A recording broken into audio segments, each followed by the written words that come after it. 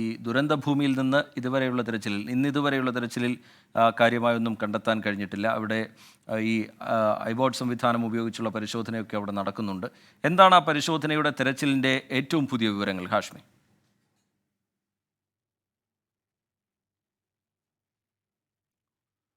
ഇന്ന് തെരച്ചിലിന്റെ 6ാം ദിവസമാണ്. ആധുനിക സങ്കേതങ്ങളായ ഡ്രോണുകൾ, ഐബോർഡ് ഉപയോഗിച്ചുള്ള തെരച്ചിൽ ഇതൊക്കെയാണ് നടക്കുന്നത്. ഒപ്പം തന്നെ ഈ തെരച്ചിലിനായി പരിശീലനം സിദ്ധിച്ച നായ്ക്കളെ അവിടെ എത്തിച്ചിട്ടുണ്ട്. വനം വകുപ്പ് ഉദ്യോഗസ്ഥരും പോലീസും ഒക്കെ സംയുക്തമായി ചേർന്നാണ് തെരച്ചിൽ നടത്തുന്നത്. ഒപ്പം തന്നെ 1000-ഓളം വരുന്ന ഒരു സന്നദ്ധ സംഘടനകളുടെ ഒരു ഗ്രൂപ്പുമുണ്ട്, സന്നദ്ധ പ്രവർത്തകരുടെ ഒരു ഗ്രൂപ്പുമുണ്ട്. അങ്ങനെ ഒരു തെരച്ചിലാണ് അവിടെ നടന്നുകൊണ്ടിരിക്കുന്നത്. ഹാഷ്മി താജ് ഇബ്രാഹിം നമ്മോടൊപ്പം ചേരുകയാണ് ഏറ്റവും പുതിയ വിവരങ്ങളുമായി. ഹാഷ്മി, പറയാം.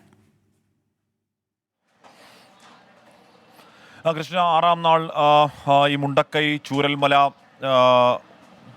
ആ മേഖലകളിൽ, പുഞ്ചിരിമട്ട മേഖലകളിൽ വലിയ തോതിലുള്ള ഒരു തെരച്ചിൽ ഇപ്പോൾ പുരോഗമിച്ചുകൊണ്ടിരിക്കുകയാണ്. എന്ന് പറഞ്ഞാൽ ഏറ്റവും ഈ ദിവസങ്ങൾ കണ്ട ഏറ്റവും വലിയ തെരച്ചിൽ എന്ന് വേണമെങ്കിൽ ഇന്ന് പറയാം. ഇന്നിപ്പോൾ ഈ ചൂരൽമല കേന്ദ്രീകരിച്ച് വലിയ ഒരു 10-15 JCBകൾ ഒരുമിച്ച് ഒരേ സമയം പണിയെടുക്കുന്ന രീതിയിലുള്ള വലിയ തെരച്ചിൽ ഇപ്പോൾ പുരോഗമിച്ചുകൊണ്ടിരിക്കുന്നു. എനിക്ക് തോന്നുന്നു നമ്മുടെ ഈ മുണ്ടക്കൈ, പഞ്ചാരമട്ട മേഖലകളിൽ അവിടെ നിന്ന് കൂടുതൽ റിക്കവറി ഇനി ഉണ്ടാവാൻ ഇടയില്ല എന്നൊരു നിഗമനത്തിലേക്ക് എത്തുന്നുണ്ട് ദൗത്യസംഘം. എന്ന് പറഞ്ഞാൽ അവിടെ ഇന്നലെ ഈ പറഞ്ഞ 6 മേഖലകളായി തിരിച്ചുകൊണ്ട് 40-അംഗ ദൗത്യസംഘം ഇന്നലെയൊക്കെ കാര്യമായ പരിശോധന നടത്തിയെങ്കിലും ഇന്നലെ ഒന്നും അവിടെ ആ പ്രദേശവാസികൾ ഉണ്ടെന്ന് പറയുന്ന അത്ര റിക്കവറി ആ മേഖലയിൽ ഉണ്ടായില്ല. അപ്പോൾ സ്വാഭാവികമായും വെള്ളം ഒഴുകി ഇങ്ങോട്ടേക്ക് എത്തി. ഇവിടെ ഒരു വൃത്താകൃതിയിൽ നമ്മൾ ഇവിടെ കാണാം, ഒരു വൃത്താകൃതിയിൽ വെള്ളം ഒന്ന് ചുഴറ്റിയടിച്ച, ഈ ഉരുളും ഒന്ന് ചുഴറ്റിയടിച്ച ആകെ തകർത്ത് കളഞ്ഞ മേഖലയാണ് ചൂരൽമല. അപ്പോൾ അവിടെ കൂടുതൽ മൃതദേഹങ്ങളുണ്ടോ എന്ന സംശയത്തിൽ ചൂരൽമല കേന്ദ്രീകരിച്ച് കുറച്ചുകൂടി കാര്യക്ഷമ പരിശോധന ഇന്നിപ്പോൾ പുരോഗമിച്ചുകൊണ്ടിരിക്കുകയാണ്. അതിൻ്റെ ഭാഗമായി കൂടിയാണ് റിട്ടയർഡ് മേജർ ജനറൽ ഇന്ദ്രപാലിന് നേതൃത്വത്തിലുള്ള ഐബോർഡ് പരിശോധന അല്പസമയം മുൻപ് ഇവിടെ നടന്നത്. അതിൻ്റെ സിഗ്നലുകൾ ഇപ്പോൾ പരിശോധിച്ചുകൊണ്ടിരിക്കുകയാണ്. സിഗ്നൽ ഉണ്ടോ എന്ന പരിശോധനയാണ് ഇപ്പോൾ നടന്നുകൊണ്ടിരിക്കുന്നത്. നമ്മൾ ഒരുപക്ഷെ ശിരൂരിൽ കണ്ട പോലെയല്ല, ജീവനോടെയോ അല്ലാതെയോ ശരീരങ്ങളോ ശരീരഭാഗങ്ങളോ മണ്ണിനടിയിലുണ്ടെങ്കിൽ അതിൽ നിന്ന് സിഗ്നൽ കിട്ടും എന്നുള്ളതാണ് ഈ റഡാർ പരിശോധനയുടെ പ്രാധാന്യം. അപ്പോൾ ഇവിടെ JCBയുടെ അല്ലെങ്കിൽ തെരച്ചിൽ സംഘത്തിൻ്റെ കണ്ണെത്താത്ത JCBയുടെ ബക്കറ്റുകൾ ഇതുവരെയും എത്തിച്ചേരാത്ത മേഖലകളിൽ എവിടെയെങ്കിലും കുറച്ചുകൂടി ആഴത്തിൽ ശരീരഭാഗങ്ങളുണ്ടോ എന്നാണ് അറിയാൻ കഴിയുന്നത്. വലിയ തോതിൽ മണ്ണിങ്ങനെ അടിഞ്ഞുകൂടിയിരിക്കുകയാണ്. അപ്പോൾ എത്ര ആഴത്തിലാണ് ഏതെങ്കിലും ശരീരമുണ്ടെങ്കിൽ ഉണ്ടാവുക എന്നറിയാൻ കഴിയില്ല. അല്പസമയം മുൻപ് നമ്മൾ രാവിലെ നിൽക്കുമ്പോൾ ഇവിടെ ഒരു 3-4 വീടുകൾ ചേർന്നിരിക്കുന്ന ഒരു സ്ഥലത്ത് വലിയ ദുർഗന്ധം അനുഭവപ്പെട്ട് അങ്ങോട്ടേക്ക് പോയി അവിടെ ഒരു പരിശോധന നടത്തുകയും സ്റ്റിഫർ ഡോഗ് അടക്കം വന്ന പരിശോധന നടന്നതാണ്. ഒരു അരമുക്കാൽ മണിക്കൂറോളം അവിടെ JCB കൊണ്ട് അവിടുത്തെ കോൺക്രീറ്റ് കട്ടകൾ മാറ്റിയൊക്കെ പരിശോധന നടത്തിയിട്ട് ആ സമയത്തൊന്നും കണ്ടെത്താൻ കഴിഞ്ഞില്ല, വലിയ മരങ്ങളൊക്കെ അല്ലാതെ. പക്ഷേ അപ്പോഴും നമുക്കവിടെ നിൽക്കുമ്പോൾ ക്രിസ്റ്റീന, അസാധ്യമായ വലിയ ദുർഗന്ധം അവിടെയുണ്ട്. അപ്പോൾ ആ ദുർഗന്ധമുള്ളപ്പോൾ അവിടെ ശരീരമുണ്ട് എന്ന നിഗമനത്തിൽ തന്നെയാണ് ദൗത്യസംഘം. ഇപ്പോഴും കുറച്ചപ്പുറത്തേക്ക് മാറി ആ പരിശോധന അവിടെ തന്നെ തുടരുന്നു. ആ മേഖലയിൽ തന്നെ ഐബോർഡ് പരിശോധന നടത്താൻ ഇപ്പോൾ ആലോചനയുണ്ട്. ഉറപ്പായും ഈ ചൂരൽമല ഇനി വരും ദിവസങ്ങളും ഈ ചൂരൽമല കേന്ദ്രീകരിച്ച്, ചാലിയാർ പുഴയോരം കേന്ദ്രീകരിച്ച് തന്നെയാണ് ഇനി അങ്ങോട്ട് ഇപ്പോൾ ഈ പരിശോധന കൂടുതൽ ശക്തമാകുക. രാവിലെ മന്ത്രി കെ രാജനോട് സംസാരിക്കുമ്പോൾ അദ്ദേഹം പറഞ്ഞത് പല സ്ഥലങ്ങളിലും നേരത്തെയുള്ള മണ്ണിൻ്റെ അളവും അതിനുശേഷം മണ്ണടിഞ്ഞുകൂടിയ കൂടുതൽ മണ്ണടിഞ്ഞ സ്ഥലം ഏതാണ് എന്ന കണക്ക് ഇപ്പോൾ എടുക്കുന്നുണ്ട്. അതിന് പ്രകാരം മണ്ണ് കൂടുതലുള്ള മേഖലകളിൽ കേന്ദ്രീകരിച്ചുള്ള പരിശോധന എന്നൊക്കെ പറയുന്നുണ്ട്. ഉറപ്പായും കൃഷ്ണ, ഇതിലെ പ്രശ്നം ഇപ്പോഴും ഈ മിസ്സിംഗ് ആളുകളുടെ എണ്ണം 200 മുതൽ 220 വരെ സർക്കാർ പറയുമ്പോൾ അത് 300-നടുത്താണ് അല്ലെങ്കിൽ 300-ന് മുകളിലേക്കാണെന്നൊക്കെ പ്രദേശവാസികളൊക്കെ പറയുന്നുണ്ട്. അപ്പോൾ ഈ 200 ആണെങ്കിലും അത് 300 ആണെങ്കിലും അത് ചെറിയ കണക്കല്ല.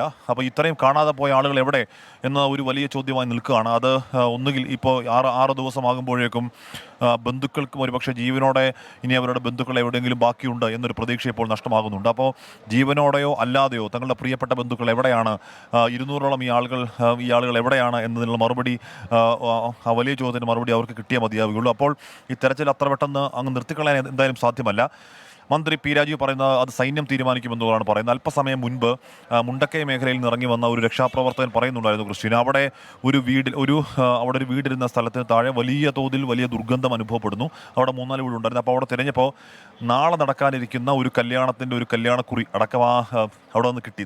നാളത്തെ ഡേറ്റിൽ ഒരു വീട്ടിൽ കല്യാണക്കുറി അടക്കം കിട്ടി. അവിടുന്ന് ഒരു അഡ്രസ്സും കിട്ടിയിട്ടുണ്ട്. പക്ഷേ അവിടെ ദുർഗന്ധമല്ലാതെ അവിടെ പരിശോധന നടത്തിയപ്പോഴും അവിടെ കാര്യമൊന്നും കണ്ടെത്താൻ കഴിഞ്ഞില്ല. ഈ രക്ഷാപ്രവർത്തനം പറയുന്നത് അവിടെ 8 അടിയോളം ഉയരത്തിൽ ഈ ചെളി എന്നാൽ കട്ട ചെളിയാണ്, കട്ട ചെളി അടിഞ്ഞുകൂടിയിട്ടുണ്ട്.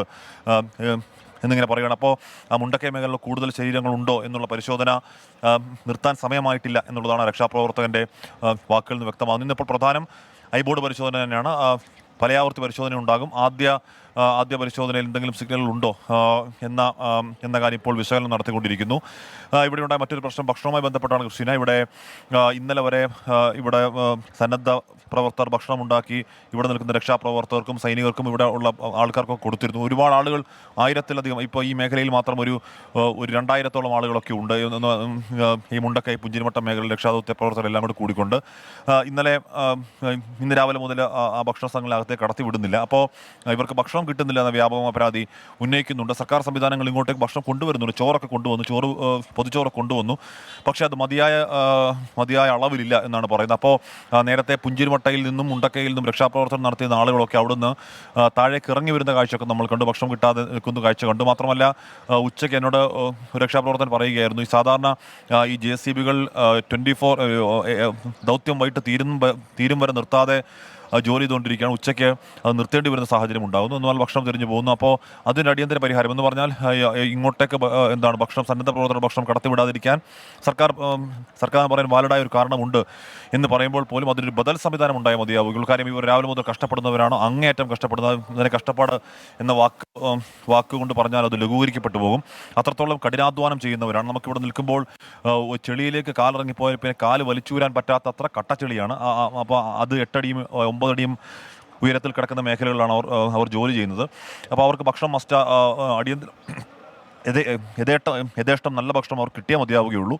അപ്പോൾ അത് വരും മണിക്കൂറുകളിൽ അടിയന്തര ശ്രദ്ധ അതിലുണ്ടാവണം എന്ന കാര്യം കൂടി ഇവിടുത്തെ രക്ഷാപ്രവർത്തകർ പറയുന്നുണ്ട്. ഇല്ലെന്നുണ്ടെങ്കിൽ അത് രോഷപ്രകടനമായും അല്ലാതെയും ഒക്കെ മാറാൻ ഇടയുണ്ട്. കാര്യം ഇവിടുത്തെ രക്ഷാദൗത്യത്തിൽ പങ്കെടുക്കുന്ന പലരും അതിൽ അസ്വസ്ഥരാണ് എന്ന് പറയുന്നത്. ഇവിടെ നിൽക്കുമ്പോൾ ഇടയ്ക്കിടയ്ക്ക് ചായയും അങ്ങനെ ബണ്ണ് അങ്ങനെ ചെറുഭക്ഷണങ്ങളൊക്കെ ഇങ്ങനെ ഇടവേളകൾ കിട്ടിക്കൊണ്ടിരിക്കുന്നുണ്ടായിരുന്നു. അപ്പോൾ അത്രത്തോളം ജോലി ചെയ്യുന്നവർക്ക് ഭക്ഷണം കിട്ടാനുള്ള അവകാശമുണ്ട്. അത് വേണം എന്നവർ ആവശ്യപ്പെടുന്നത്. പരിഹാരമുണ്ടാകും എന്ന് തന്നെ പ്രതീക്ഷിക്കാം. പിന്നെ ചാലിയാർ പുഴയോരം കേന്ദ്രീകരിച്ച് തന്നെയാണ് കൂടുതൽ പരിശോധന. ചാലിയാർ പുഴയോരത്ത് നടക്കുമ്പോഴേക്കും ചാലിയാർ പുഴയിൽ ഇന്നും മൃതദേഹങ്ങൾ കണ്ടെത്തുന്ന സാഹചര്യം ഉണ്ടായി. ഇവിടങ്ങളിൽ മൃതദേഹം കണ്ടെത്തുന്നില്ലെങ്കിലും ആ പുഴയോരങ്ങളിൽ, ആ മേഖലകളിൽ ഇപ്പോഴും മൃതദേഹങ്ങൾ കണ്ടെത്തുന്നുണ്ട്. അവിടെ കൂടുതൽ സജീവമാകുന്നു. കൃഷ്ണൻ, നമ്മളിപ്പോൾ നിൽക്കുന്നത് 6ാം നാളാണ്. ഏറ്റവും ഒടുവിൽ ഇന്നലെയൊക്കെ ചാലിയാറിൽ കണ്ടെത്തുന്ന മൃതദേഹങ്ങളുടെ അവസ്ഥ നമ്മളോട് അത് വീണ്ടെടുത്തവർ പറയുന്നുണ്ട്. അങ്ങേയറ്റം മോശമായി, നമുക്കറിയാം 6-7 ദിവസങ്ങളൊക്കെ അങ്ങേയറ്റം മോശമായ സാഹചര്യത്തിലാണ്. അപ്പോൾ ഇനി ഈ രക്ഷാദൗത്യം അടിയന്തരമായി അനന്തകാലത്തോളം അത്ര നീട്ടൽ പ്രാക്ടിക്കലല്ല. എത്രയും പെട്ടെന്ന് ഈ മിസ്സിംഗ് ലിസ്റ്റിലുള്ള ആൾക്കാരുടെ കണക്ക് കൃത്യമായി ഉണ്ടാവണം. ഇനിയിപ്പോൾ ഇന്ന് 6 ആകുന്നു, 7, 8, 9, 10 ദിവസങ്ങളിലേക്ക് കടക്കും തോറും ഈ റിക്കവറി കൂടുതൽ സങ്കീർണമാകുന്ന പശ്ചാത്തലം ഉണ്ട്. അപ്പോൾ ഈ ദിവസങ്ങളിൽ ഒരു മിസ്സിംഗ് ആളുകളുടെ കൃത്യമായ കണക്കുണ്ടാകും. ഏതൊക്കെ മേഖലയിൽ ഉണ്ടായാൽ മാത്രമേ ഈ ദൗത്യം അത്രത്തോളം ശക്തമായി മുന്നോട്ട് കൊണ്ടുപോകാൻ കഴിയുകയുള്ളൂ. ഇവിടെ മേപ്പാടി പഞ്ചായത്ത് കേന്ദ്രീകരിച്ച് കഴിഞ്ഞ 2 ദിവസങ്ങളിലായി എത്ര വീടുകൾ തകർന്നു, എത്ര വീടുകൾ ഭാഗികമായി പോയി, എത്ര ആളുകളെ മിസ്സിംഗ് ആണ് എന്നതിനെക്കുറിച്ചുള്ള ഒരു പരിശോധന, ഒരു അന്വേഷണം കാര്യക്ഷമമായി തന്നെ നടത്തുന്നുണ്ടെങ്കിൽ കൂടിയും അത് ഇപ്പോഴും പൂർണ്ണമായ ഒരു പട്ടികയിലേക്കൊന്നും പൂർണ്ണമായ ഒരു ഡേറ്റയിലേക്ക് എത്തുന്നില്ല എന്നുള്ളതാണ്. ആ ഡേറ്റ അതിപ്രധാനമാണ്. കൃഷ്ണകാര്യം ഇനി മുന്നോട്ടുള്ള പോക്കിൽ ഈ ദിവസങ്ങൾ കഴിഞ്ഞാൽ, ഈ റിക്കവറിയുടെയോ അല്ലെങ്കിൽ ഈ വിലാപത്തിൻ്റെ ദിവസങ്ങൾ കഴിഞ്ഞാൽ പിന്നെ നമുക്ക് മുന്നിലുള്ളത് വയനാടിനെ റീബിൽഡ് ചെയ്യുക എന്നുള്ള ഒരു വലിയ ദൗത്യം നമ്മുടെ മുന്നിലുണ്ട്. ആ ദൗത്യത്തിന് ആദ്യപടി എന്ന് പറയുന്നത് ഈ ഡേറ്റ ഉണ്ടാവുക എന്നുള്ളതാണ്. മിസ്സിംഗ് ആളുകളുടെ കാര്യത്തിൽ സഹായം കിട്ടാനൊക്കെ ഈ മിസ്സിംഗ് ആളുകളുടെ കാര്യത്തിൽ ക്ലാരിറ്റി ഉണ്ടാവുക എന്നുള്ളതാണ്. അതുണ്ടാകുമെന്ന് തന്നെ പ്രതീക്ഷ. എന്തായാലും 6ാം നാൾ കാര്യക്ഷമമായി ഒരുപാട് അംഗങ്ങൾ ചേർന്നുള്ള ഒരു മാസീവ് സെർച്ച് ഇവിടങ്ങളിൽ നടന്നുകൊണ്ടിരിക്കുന്നു.